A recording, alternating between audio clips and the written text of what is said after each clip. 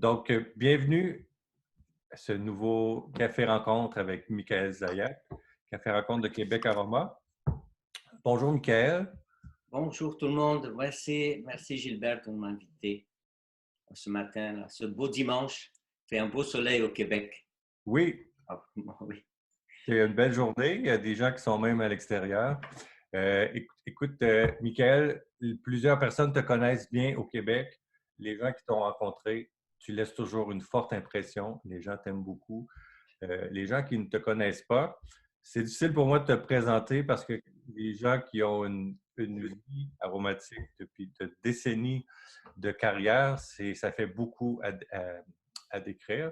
Donc, mais pour ceux qui ne te connaissent pas, tu es originaire de l'Égypte, tu es au Canada depuis 1970, je pense. Oui, exact. Tu as fondé des associations, tu es dans l'aromathérapie depuis, j'oserais dire, une quarantaine d'années. Oui.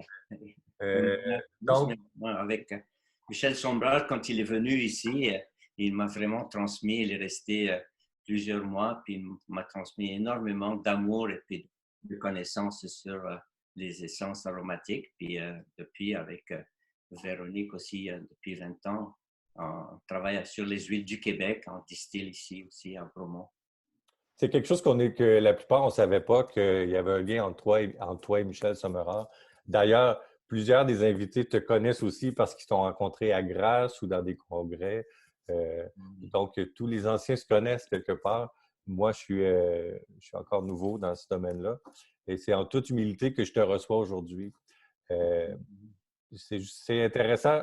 C'était intéressant d'entendre Michel Sommerard justement parler de votre rencontre. On a eu sa version à lui. Est-ce que tu peux nous parler de ta version à toi? Comment les huiles essentielles sont entrées dans ta vie?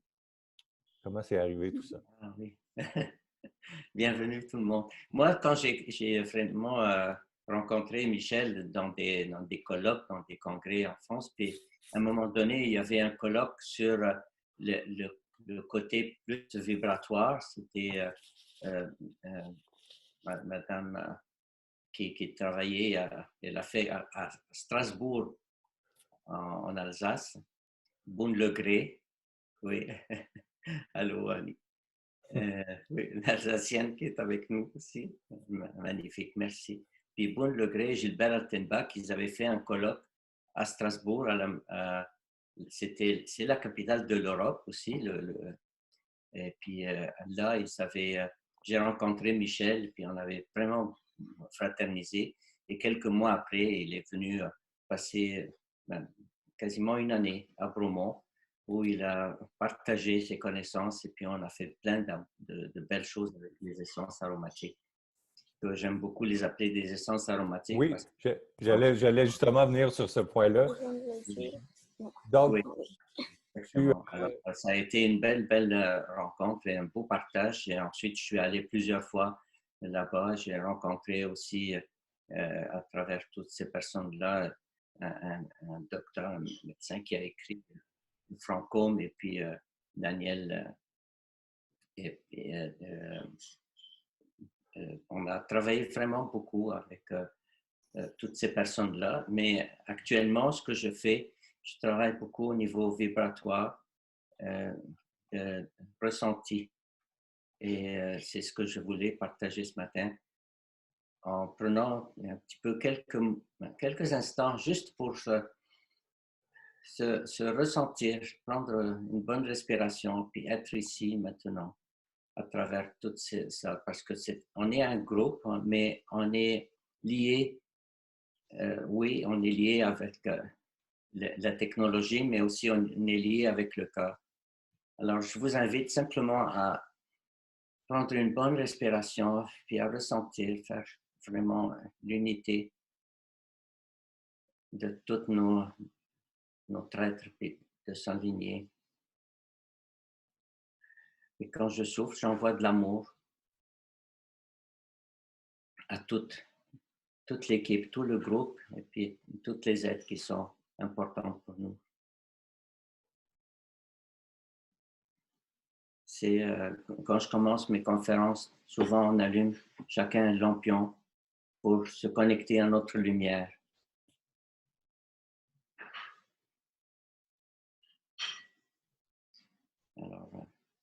Merci à tous et à chacun d'être ici. Merci à Gilbert, merci à Véro, merci à Muriel, merci à toutes les personnes qui sont ici à NAT. Bienvenue. Et puis, Merci à toi, Michael.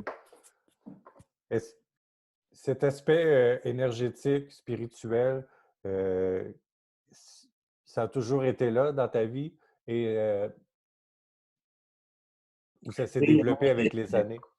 oui, oui, en fait, mes parents étaient très connectés, comme beaucoup ici, à le côté religieux. Puis, j'allais,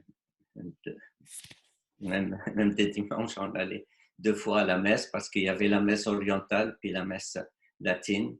Donc, je chantais dans les deux chorales et ça me permettait d'être en lien avec le côté plus, parce que c'est comme dit Annie, que c'était une messe aujourd'hui, le dimanche, puis qu'elle va nous présenter une messe. Oui. Et c'est comme, oui, c'est moi qui souvent venais avec l'encensoir et puis j'encensais les personnes, mais je préparais tout l'encensoir avec l'encens, l'encens du tabac qu'on appelle. Et avec cet encensoir, ça me permettait d'être vraiment participer. Et je voulais même devenir prêtre, et médecin aussi. C'est des deux aspects que j'aime beaucoup. Et actuellement, je fais les deux, mais sans être dans un ordre, sans être fermé ni dans un ordre, ni il faut obéir aux lois ou aux règles. Je reste hors la loi.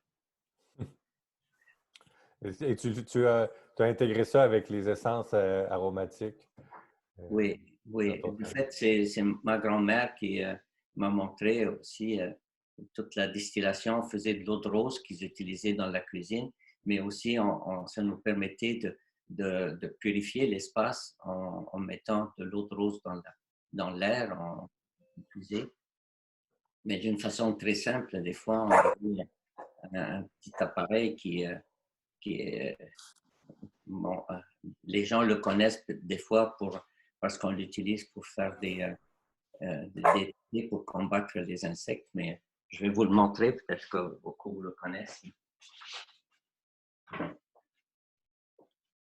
C'est ça. Puis on souffle, c'est un diffuseur. Et ça, en soufflant comme ça, on envoie de l'air. Et puis l'essence est mise dans le bocal ici.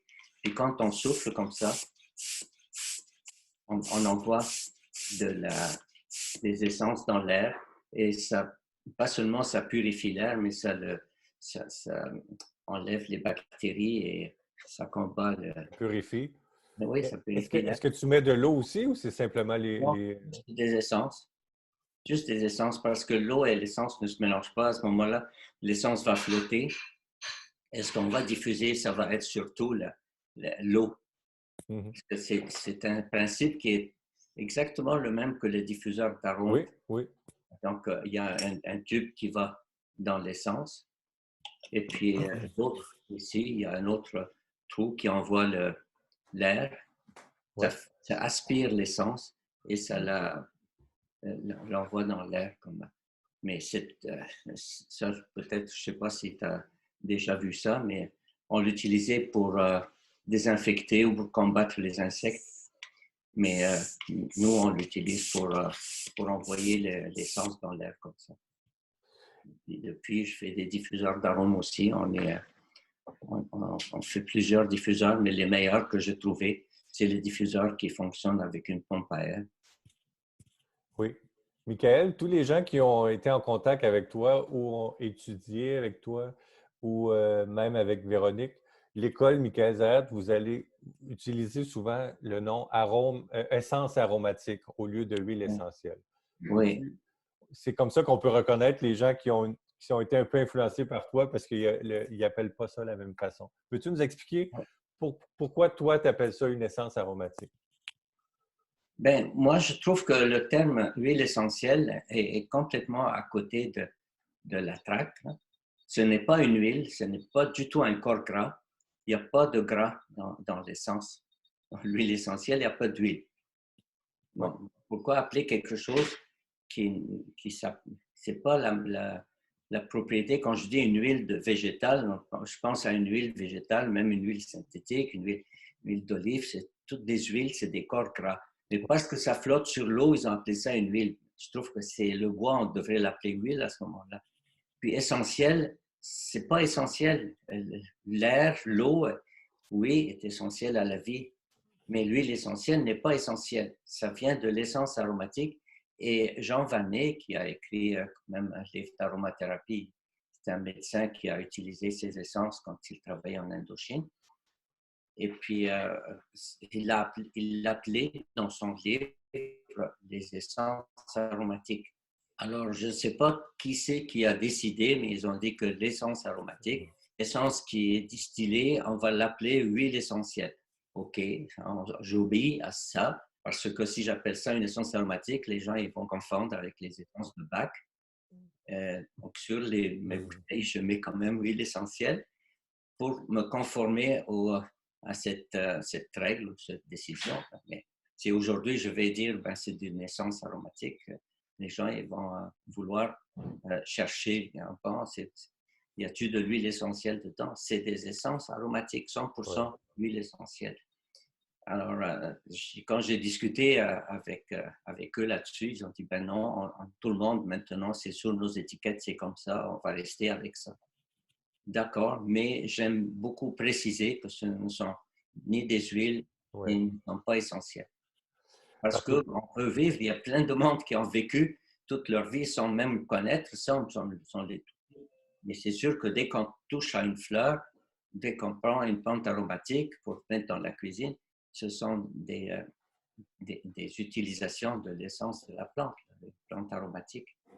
Après toutes ces années, tu as encore la même passion pour les plantes aromatiques? Oui, oui.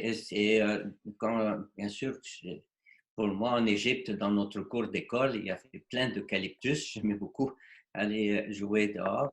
J'étais même très jeune, j'étais indiscipliné. Je restais plus dans la cour de récréation. Je me cachais en arrière des arbres plutôt que d'être en classe parce que je faisais l'école buissonnière. J'aimais beaucoup plus les arbres que la classe. Et étant donné que pour moi, ici au Québec, ce sont des conifères qui me fascinent, j'ai découvert des plantes. Quand c'est la première fois que j'ai découvert la pruche, j'ai dit, c'est tellement formidable. J'ai cherché longtemps avant que quelqu'un puisse me montrer une pruche.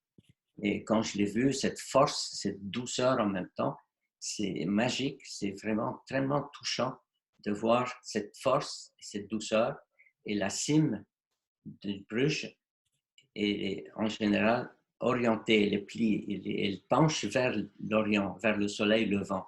Donc, elle nous oriente. Alors, je trouvais que c'était une force, une douceur et aussi une aide à nous orienter vers notre but, nous donner le nord, nous permettre de savoir où est-ce qu'on s'en va. Et je fais des essences avec le nard de l'Himalaya, qui est aussi un terme utilisé pour Nardostachys jatamansi, mais le mot nard veut dire, dans l'ancien temps, une essence précieuse. Ça peut être de la rose, ça peut être le jasmin, ça peut être la tubérose, surtout. Moi, je pense que ce qui a été mis sur les pieds du Christ n'était pas nécessairement le nard qui vient actuellement, qu'on connaît, le nard de l'Himalaya, mais c'est surtout une essence qui est très chère, donc la tubérose ou bien la rose qui a été utilisée. Puis je trouve, moi, que c'est très important le fait que Jésus a dit aux autres qui disaient « Pourquoi tu gaspilles cette essence-là? Ça coûte cher, on devrait la vendre, donner l'argent aux pauvres. » Et puis, Jésus leur a dit « Oui, les pauvres, vous en avez, ils vont toujours être là, mais moi, je suis là, est en train de prendre soin de moi, elle me prépare mon corps, elle me fait du bien. C'est très important. Puis à chaque fois que vous allez annoncer la bonne nouvelle en grec, c'est évangélie. Évangélie veut dire la bonne nouvelle. Alors, à chaque fois que vous allez annoncer la bonne nouvelle, vous devez dire ce que cette femme a fait. C'est-à-dire, prenez soin de vous pour pouvoir prendre soin des autres. Avant de prendre soin des autres, si quelqu'un prend soin de vous, laissez-vous toucher, laissez-vous vraiment connecter et puis recevoir pour pouvoir donner. Et moi, je pense que quand je dis aux gens, c'est quoi la bonne nouvelle? Très peu de gens savent c'est quoi la bonne nouvelle. La bonne nouvelle, c'est qu'on est tous un, on est tous des enfants de Dieu, tous. Et puis, on est tous unis et il n'y a pas de péché. On est là pour aimer. On est là pour apprendre à aimer. Voilà, c'est ça. Oui. Mon, Michael, au fil des années, tu as appris à aimer justement les huiles essentielles du Québec, les arbres, les conifères, tu parlais tout à l'heure. Peux-tu nous parler un peu de ces huiles-là du Québec au niveau énergétique, émotionnel, l'utilisation que tu oui, fais? ben, c'est sûr que moi, la première que je trouve qui est le roi des forêts, le sapin. Pourquoi il est le roi de nos forêts? Parce que c'est un arbre qui est magnifique, il est doux et en même temps très puissant. Il y a au moins une vingtaine d'années, je suis allé à l'Institut Armand Frappier à Laval. Il y avait une présentation d'un travail qui a été accompli à l'Institut Armand Frappier avec deux chercheurs qui ont démontré l'effet thérapeutique de l'essence de conifères, du sapin, de l'épinette, sur le bacille de coque. Et ça détruisait le bacille de coque en labo.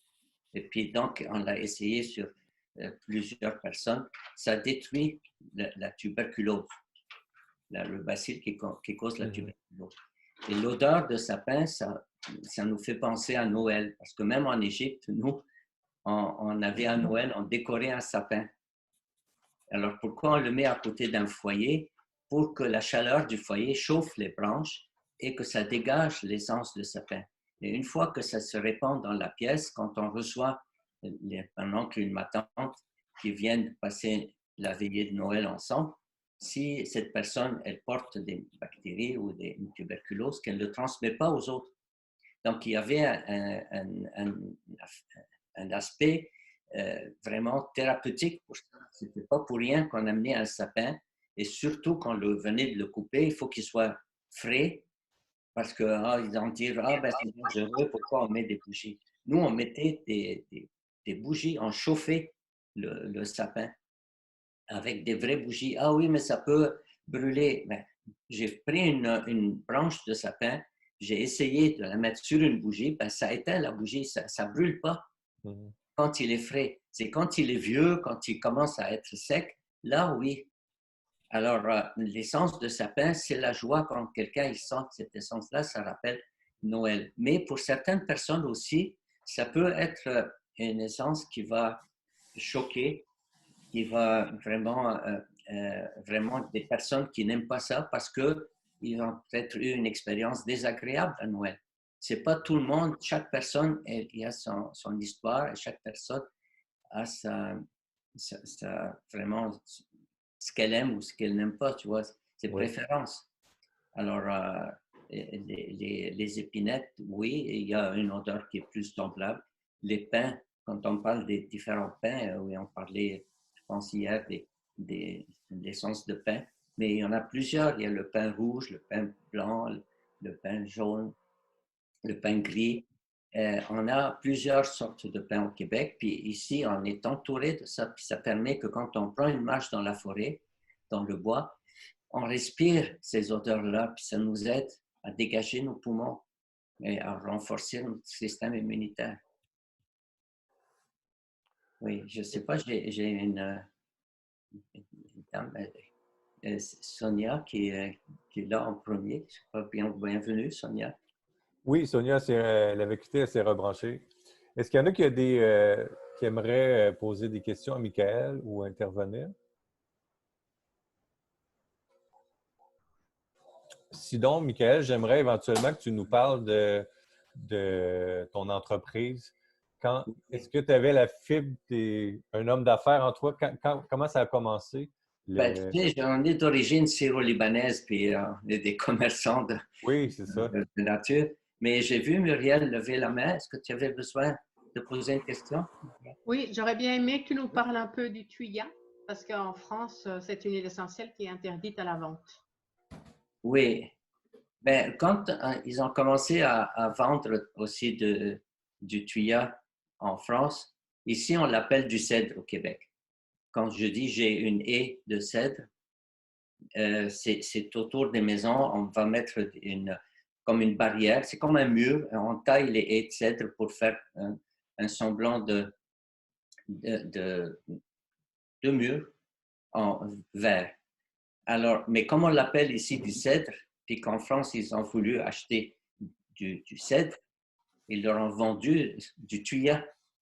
Mais si on l'utilise comme si c'était du cèdre, c'est dangereux parce qu'il y a quand même beaucoup de cétone dans cette essence. Mais tout est question de dosage. C'est sûr que moi, je l'ai utilisé, je l'ai même essayé par voie interne pour montrer que c'est pas quelque chose qui est un poison violent. Mais tout peut être poison et tout peut être remède, dépendamment du dosage. Donc, tout est question de dosage. Même l'eau, je peux me tuer en buvant trop d'eau. Si je bois 5 fois la quantité que je peux prendre normalement, si je bois 5 litres d'eau, je peux tomber. Il y a des bébés même qu'on trouve à l'hôpital parce que les mamans leur ont donné un biberon avec trop d'eau. Ils avaient bu trop. Donc, hyperhydrolémie, ça existe. Mais quand on en prend un petit peu, ça combat les moisissures. Moi, pour les ongles d'orteil, par exemple, je trouve ça très efficace. En mettre quelques gouttes sur les ongles d'orteil, ça détruit les champignons. C'est vraiment excellent pour détruire les champignons. Ici, on a des coffres de cèdre pour mettre les vêtements l'hiver, les vêtements d'été, puis en été, on va mettre les vêtements d'hiver. Et puis, ça combat les moisissures. C'est une excellente huile et au Québec, on est un des plus gros producteurs avec le Maroc, monsieur. On est des gros producteurs de tuya. Mais il faut savoir que c'est une essence qui contient beaucoup de thuone et ça peut être toxique si c'est pris par voie interne. Ça peut être toxique, même sur la peau, parce que la peau absorbe et puis la respiration, quand on respire trop aussi, on dit, bon, ben, c'est juste par voie respiratoire, mais quand je respire, ça va directement dans le sang, ça va dans les poumons et puis c'est aspiré. Donc, il ne faut pas en diffuser, ou si on en diffuse, mais vraiment en mélangeant ça avec d'autres essences pour ne pas que ce soit une quantité qui peut vraiment faire mal. Mais avant d'être mal, on commence à avoir mal à la tête, c'est des signes qu'on a trop. Donc, moi, je trouve que oui, c'est une essence magnifique qui est vraiment, d'après PNOL, c'est une essence anti-cancer. Mais il faut l'utiliser prudemment, comme par exemple un massage sur les seins, un sein qui a un cancer du sein. Puis j'ai vu des résultats vraiment fabuleux. Là, comme le médecin dit c'est miraculeux, ils disent j'ai jamais vu quelque chose aussi rapide. Des personnes qui avaient un cancer du sein, puis vraiment des seins très enflés, en 3 jours, ça a diminué. Mais je ne veux pas donner des conseils médicaux là-dessus parce que je ne veux pas être comme pris dans un carcan médical, une case. Peut-être que c'est une personne qui a fait ça, mais je pense qu'il est temps de ne pas le diaboliser, l'essence de tuya, comme certaines essences aussi, quand l'hélicryse contient aussi des cétones de tuya. Voilà. Est-ce que ça répond à ta question, Muriel? Oui. As-tu un commentaire par ça, Muriel? Je pense qu'elle essaie d'ouvrir son micro. Non, merci. Moi, j'ai du tuya à la maison. Je l'emploie, mais c'est parce que c'est interdit partout. En Belgique, on en vend. Oui. Moi, j'avais une question, mon ami. C'est pas un piège, mais j'aimerais savoir s'il y a eu déjà des distillations de jeunes pousses de conifères, tu vois, c'est le temps des jeunes pousses, du sapin, l'épinette, bientôt l'épinette noire. Est-ce qu'il y a eu déjà des distillations différenciées? Parce qu'au goût, dans les teintures, c'est différent. Voilà. Oui, merci. Oui. Moi, je t'avoue, je n'ai pas cueilli les jeunes pousses, puis même pour les manger, parce que moi, j'en cueille et puis je les mange, j'essaie de prendre les pousses qui sont en arrière, parce que c'est comme si je, je faisais comme un petit bébé là, pour moi. Les jeunes pousses, c'est comme c'est un bébé de l'arbre. Je fais très attention de ne pas trop les prendre. Je choisis lesquels qui veulent venir. Mais pour faire une distillation, ça en prendrait quand même beaucoup de jeunes pousses pour faire quelques gouttes d'huile. Moi, je préfère que ce soit utilisé plus en macération puis avec Teinture mère, oui. teinture mère plutôt que de faire des essences aromatiques. Parce que quand on fait, nous, le tuya, ben, on va récupérer le tuya qui est taillé comme des haies de cèdre. On prend la partie qui est au-dessus pour garder le mur, la barrière moins haute. Donc, nous, on récupère, c'est toute la récupération. On essaie de ne pas, quand je veux, par exemple, une pruche, je ne vais pas aller couper une pruche pour la distiller, mais des fois, le vent en fait tomber, il tombe, ou bien quand on va aller chercher comme souvent, des arbres, quand ils sont taillés pour faire des murs ou pour faire des planches, nous, on récupère les branches. Mais une fois que c'est distillé, pour continuer aussi dans le même sens, les branches qui ont été distillées, on va les réutiliser pour les mettre, pour composter ou pour les mettre sur des champs parce que ça empêche les mauvaises herbes de pousser dans les champs. Donc, ça fait une bonne couche. De paillis, quoi, comme un paillis fongicide. Oui, oui, il y a quelques distillateurs qui vendent aussi dans des sacs. Ils vendent les branches distillées pour faire des paillis comme ça dans les champs. Merci, Michael. Merci beaucoup, Annie.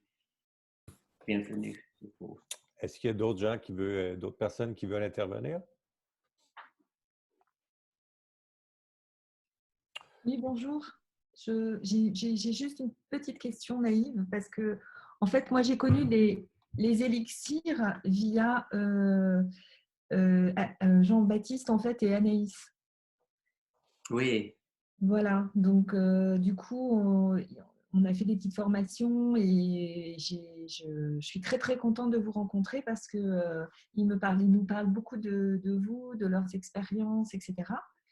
Et c'est marrant parce que la méditation qu'on a faite au début de se relier les uns aux autres, en fait, j'avais l'impression qu'on se connaissait tous là et de vous connaître depuis toujours, quoi, depuis des vies. Donc, il y a une certaine familiarité que j'ai ressentie.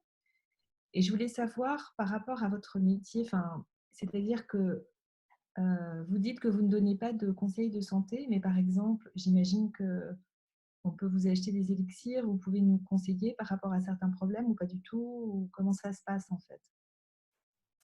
Oui, bienvenue, merci. Tu es de quel endroit? De France. Oui, quel endroit tu es? Je suis dans le 78 en fait, je suis en région parisienne. Dans la région, oui. Ah, j'aime beaucoup. J'ai vraiment été touché quand Notre-Dame est passée vraiment au feu, mais j'espère qu'ils vont la rebâtir. J'aime beaucoup cette île.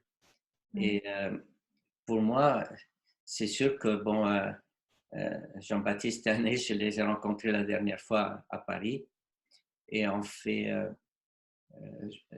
vraiment des élixirs. J'en ai envoyé récemment, puis j'espère que ça va arriver bientôt, mais avec tout ce qui se passe, les transports, ça prend beaucoup plus de temps. Mais pour moi, c'est sûr que toutes ces élixirs, je les fais avec le corps. Je me branche à mon être.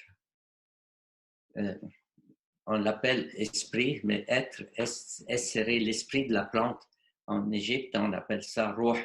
Ruh al-na'na', c'est-à-dire l'âme. Mais c'est l'esprit, c'est le côté spirituel, le côté vibratoire de la plante. Et puis, je me branche pour que les essences qui veulent faire partie de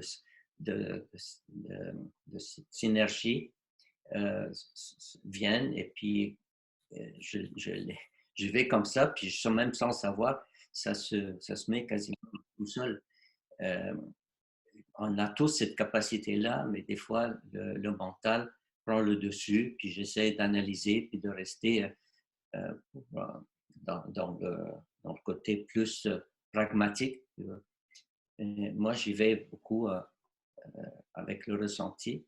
Puis une fois que j'ai fait ce mélange, je le fais vibrer dans des bols de cristal qui fait en sorte que ça élève la vibration. Mais à chaque fois que je fais des mélanges, ou à chaque fois que j'ai des huiles, je vais vous montrer. Je ne sais pas si on peut voir les bols comme ça. Ça, c'est un gros ici. Et à l'intérieur, je mets des petits caoutchoucs pour ne pas que ça... Je mets la bouteille à l'intérieur. Si je mets la montagne, je la mets à l'intérieur et je fais vibrer.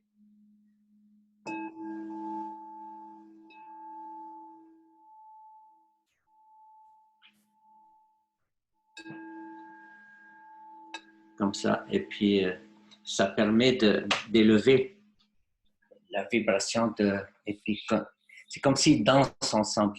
Ça élève, mais ça fait comme une synergie. C'est comme un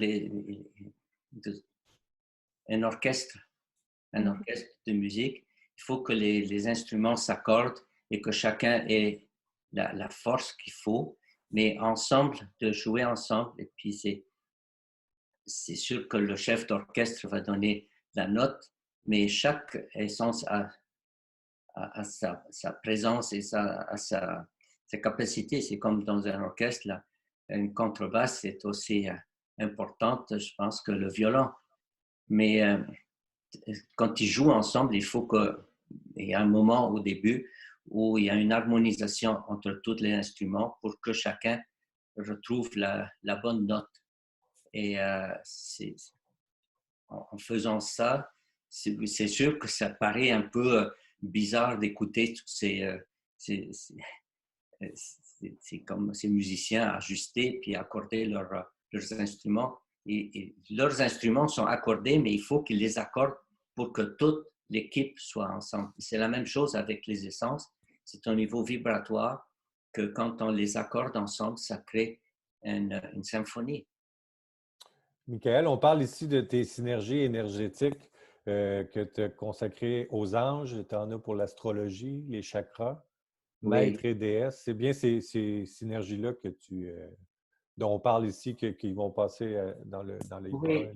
Oui, surtout ces énergies.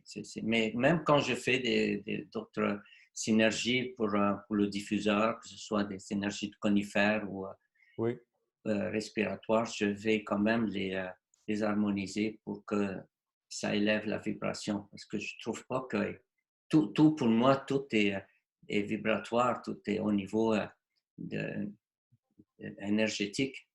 Donc, c'est d'élever leur note.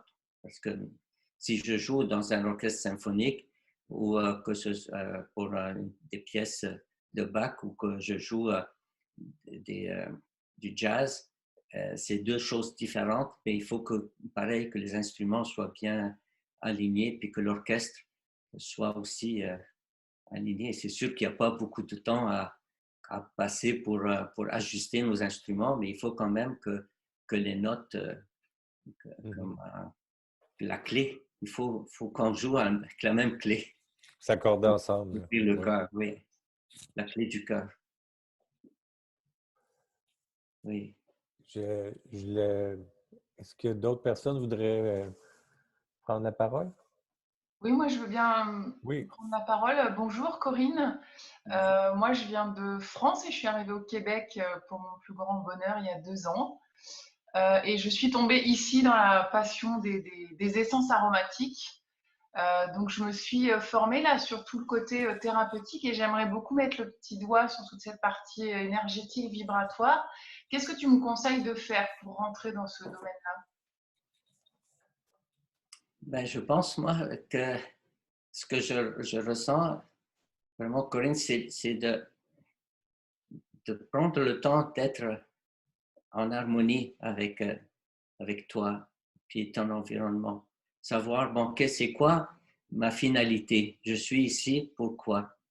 Et quand je me connecte avec mon être profond, là, je suis connecté avec l'ensemble, avec la vie. Je suis connecté avec la nature, je suis connecté avec les êtres humains, avec tout ce qui m'entoure.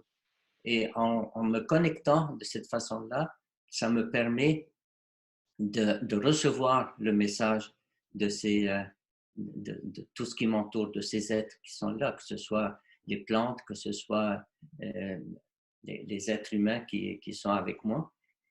Mais pour pouvoir le faire, la première chose, c'est de me demander, bon, c'est quoi pour moi la chose la plus importante? C'est quoi ma valeur la plus importante pour moi? Alors, de prendre le temps de me connaître, de me dégager des limites qu'on m'a imposées, que je me suis imposées par l'éducation, souvent par les peurs, par le fait qu'il faut obéir à telle loi ou telle règle. Mais non, il faut que je ressente, moi, est-ce que ça correspond à qui je suis, ça correspond à pourquoi je suis ici, c'est quoi ma valeur fondamentale, la valeur la plus importante pour moi, je suis ici pourquoi. Et quand je me connecte à cet être qui est en moi, qui est moi, en fait, et là, je peux beaucoup plus facilement rentrer en contact avec tout ce qui m'entoure, tout mon environnement physique, mon environnement mental, spirituel, et puis d'œuvrer, parce que moi non plus, j'aime pas le mot travailler, c'est d'œuvrer comme faire un chef-d'œuvre de ma vie. Est-ce que ça correspond, Corinne? Merci beaucoup.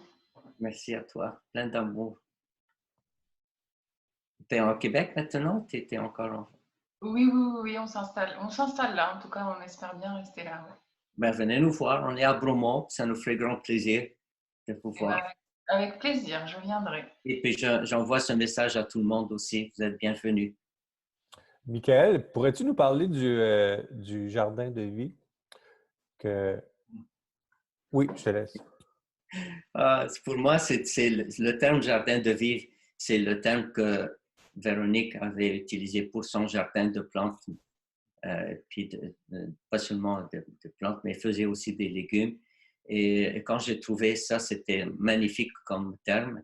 Et ensemble, on a mis en place cette académie de jardin de vie. C'est un jardin qui est en forme aussi de labyrinthe. C'est le labyrinthe de Chartres qui m'a inspiré. Je trouve qu'en français, on n'a pas les deux termes qui sont utilisés pour signifier le labyrinthe. En anglais, il y a le mot maze, que c'est comme un dédale où il faut qu'on aille pour chercher la sortie. Tandis qu'un labyrinthe, comme celui de Chartres, on fait juste suivre le parcours et on arrive au centre. C'est le chemin de Jérusalem, c'est le chemin vers soi-même. Ora Shalim, c'est-à-dire la paix en soi, l'amour en soi. Shalom, c'est la paix. Ora Shalim, c'est le lieu de la paix. Mais actuellement, avec tout ce qui se passe là-bas, tous ces conflits, on s'éloigne du message de la paix. Et la paix, elle est d'abord à l'intérieur de soi. Et en faisant le chemin du labyrinthe, c'est de pardonner et puis d'aimer, envoyer de l'amour. À chaque fois qu'on fait un détour, qu'on tourne, on envoie de l'amour à la personne qui nous a fait mal, puis on le remercie.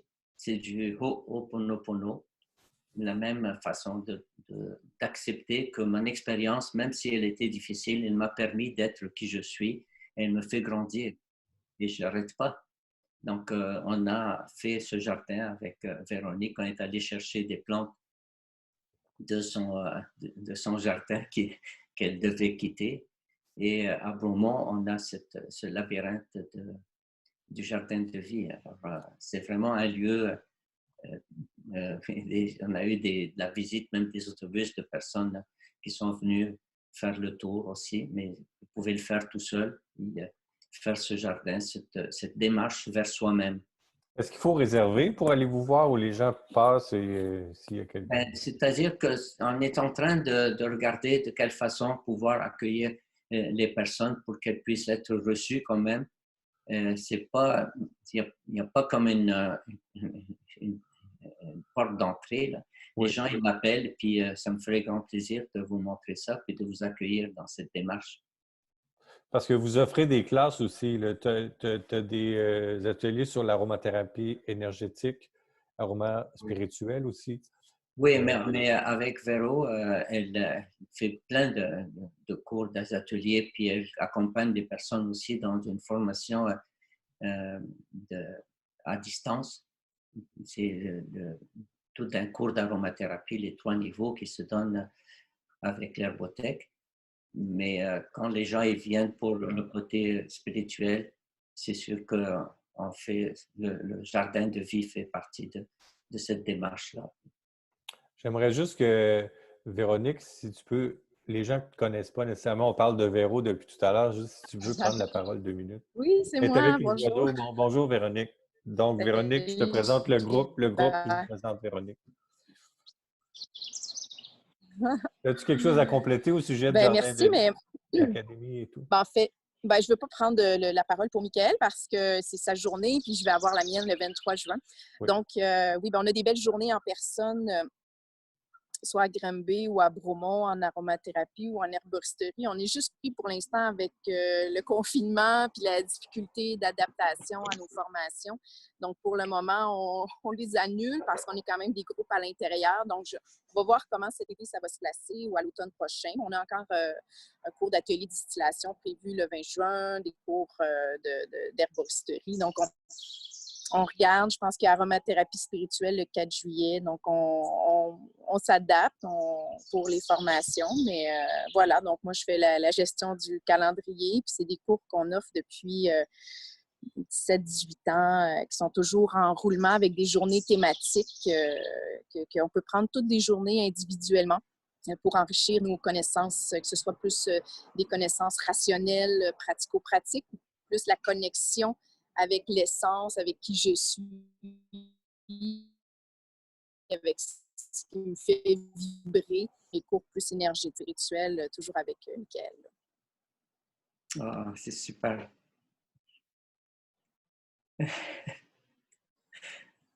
Merci, Véro. Merci pour tout ce que tu fais. C'est un beau jardin, c'est chez toi, ça? C'est chez toi? Oui, oui. C'est beau. Oui, en fait, le jardin de vie chez Mickaël, je l'entretiens plus parce que je n'ai pas le temps. Donc, je n'ai pas suffisamment de temps pour me séparer entre mon jardin personnel où je fais la production des transformatures pour ma propre. Ça s'appelle toujours le jardin de vie qui est chez Mickaël, donc qui est toujours le jardin en labyrinthe, mais que je ne peux plus aller entretenir depuis que j'ai eu ma 4e fille. Donc, je mets plus de temps sur mon terrain et sur la production que j'en fais ici, là, à Granby. Puis c'est pour ça que les cours d'herboristerie, je les fais maintenant à Granby. Merci, Véronique. On sera ensemble bientôt aussi, plus tard ce mois-ci. Oui. Mickaël. Je te redonne la parole, Mickaël, Gilbert. Merci. C'est bien fait. Qu'est-ce qui s'en vient pour toi cet été, Mickaël? Tes projets, Hier, tu me parlais, on s'est parlé au téléphone, tu me disais que tu avais trouvé du boulot jaune, tu as des projets de distillation, tu fais encore des expérimentations? Oui, toujours. Hier, je prenais une marche dans le bois, puis je trouvais un monsieur qui avait taillé des arbres et il y avait plein d'écorces de bouleau jaune. C'était magnifique. Puis j'ai dit, bon, je vais peut-être essayer de faire une distillation, l'essence est beaucoup plus lourde, donc il faut trouver la façon de distiller pour que ce soit faisable et puis agréable, parce que ce n'est pas la même façon de distillation du boulot que de faire avec les branches de sapin ou les branches de conifères ou même la lavande et tout le reste, les autres. Là. Je continue à expérimenter, je continue à apprendre et puis à enseigner. Ce que mon but est de pouvoir partager avec le plus grand nombre de personnes possible pour pouvoir faire connaître ces merveilles que sont les essences aromatiques. Mais je me dis, je n'ai pas fini d'apprendre. Je continue, j'ai 75 ans et pour moi, plus j'apprends, plus je me dis, waouh, il y a encore plein de choses. Et je m'émerveille devant ces connaissances que grâce à la technologie moderne, tout le côté de la physique quantique qui nous permet de rentrer dans l'atome. Et c'est incroyable ce que c'est le nombre de molécules. Quand je viens d'apprendre que dans une goutte d'eau, il y a des milliards de molécules de H2O, je me dis, comment ça se fait? C'est tellement petit, donc c'est inimaginable. Mais c'est la même chose pour le niveau de l'univers. Aujourd'hui, on se rend compte qu'on est une parcelle comme un petit atome dans cette galaxie qui est notre galaxie, la Voie lactée. Et il y a plein de galaxies. C'est fou la quantité. Et puis, qu'est-ce qu'on est là-dedans? C'est de réfléchir autrement que comme on réfléchissait avant, que bon, tout était classé. Cette approche de la physique moderne nous met en contact avec des choses qui sont inimaginables. De diviser tout. Puis, oui, je peux savoir que dans une essence aromatique, il y a telle et telle et telle molécule, mais ça n'a rien à voir avec la synergie que la plante, elle donne. C'est comme un repas. Je peux mettre des carottes avec des oignons, puis plein de choses, mais quand je fais la soupe, c'est quelque chose d'autre. Le potage devient autre chose que juste les ingrédients qui sont posés là. Ouais. Des fois, c'est un ingrédient qui est en petite quantité, mais qui agit d'une façon superbe, surtout à cause de la vibration aussi, que cette petite quantité qui est peut-être même pas un dixième de 1%, et ça agit quand même, ça donne le message. Et l'homéopathie, c'est ça, j'ai vu un texte sur l'homéopathie que l'auteur, il dit, c'est tellement peu que regardez, j'ai vidé tout le tube d'arsenic, puis je suis encore là pour écrire mon article. Alors, je dis, c'est comme si quelqu'un, il reçoit une lettre d'amour, et puis au lieu de lire la lettre, puis de voir le message qu'il y a là-dedans, il prend la feuille, puis l'analyse, il regarde quelle sorte de papier, quelle sorte d'encre qui a été utilisée. Mais quand tu regardes les ingrédients, ce n'est pas la même chose que de s'ouvrir à lire le message qui est dans la lettre. Donc, oui, il n'y a pas d'amour sur cette feuille. Ben non, regarde, j'ai pris toute la feuille, je n'ai pas trouvé de l'amour. On est à un autre niveau. Et il faut s'ouvrir à ce niveau-là aussi. C'est pour ça que vous êtes là, où on est capable de partager en ce beau dimanche de la Trinité, d'être tous ensemble. Le trois qui est un, c'est l'unité. Il faut voir que ces trois aspects, le corps, l'âme et l'esprit. Et l'Esprit Saint. Et nous, ce n'est pas quelque chose qui est en haut, là, ou un Dieu qui est avec, qui nous pointe du doigt. Si tu ne fais pas ce que je te dis, je vais t'envoyer en enfer. Là. Wow! Wow! Michael, notre heure est déjà presque passée. Oh non! Ça passe très vite. On peut dépasser un petit peu. Si les gens il y a peut-être des gens qui veulent intervenir. Il y a beaucoup de messages de remerciements. Il y a Dania qui dit « Hâte que nous puissions à nouveau voyager pour venir de Belgique vous rencontrer. » Bienvenue. Qui aimerait prendre le micro pour terminer aussi?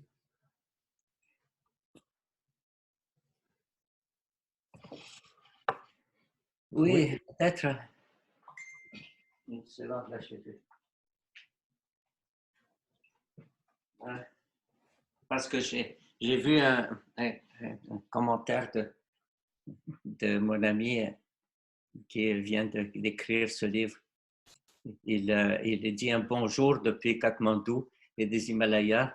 C'est Albert Milo qui a écrit ce livre qui s'appelle le Ramchandra. C'est sur Ramchandra qui est venu ici à Bromont et qui s'occupe d'un orphelinat qui est dans les Himalayas.